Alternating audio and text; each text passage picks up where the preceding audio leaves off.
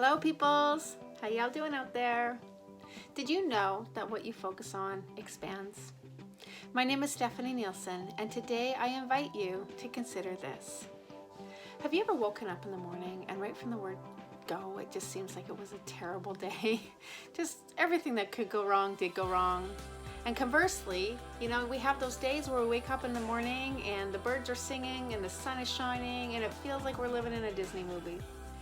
Well, I am here to ask you to consider that maybe the difference between those days is where you're putting your focus.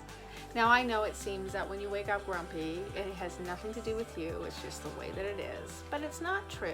And while you may wake up grumpy, that doesn't mean that you have to stay grumpy. So that is one area in which what you focus on does expand. And I think it's a really easy area to make my point, if you will.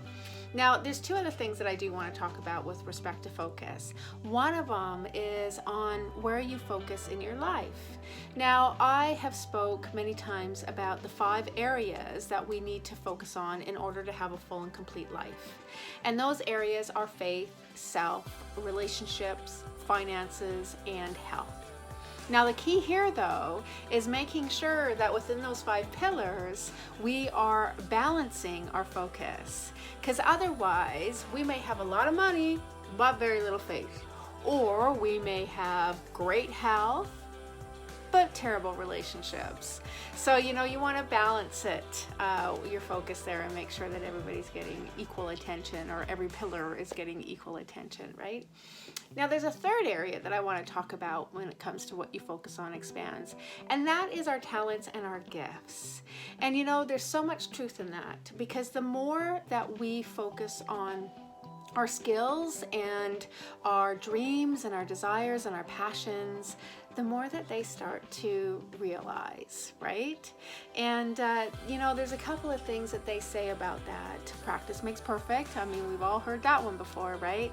And there's a lot of evidence to support visualization as well. So, there's studies that say those that write down their goals are more likely to succeed.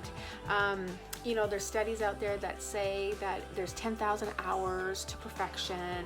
There's studies out there that say that if you combine visualization with practice, that's when you're going to start making the magic happen. So whatever you decide to do, just make sure that you've put your focus in, right? Because what we focus on expands. So if your life is not quite where you want it to be, maybe take a moment to consider where you're focusing and how you're focusing. Are your energies positive or are they negative? Anyways, there's my thoughts for today. So I really appreciate you joining in my little series of Consider This. If you want more insights and inspirations, you can visit my website at www.stephanienielson.ca. I also have an Instagram account you can follow at stephanienielson.ca.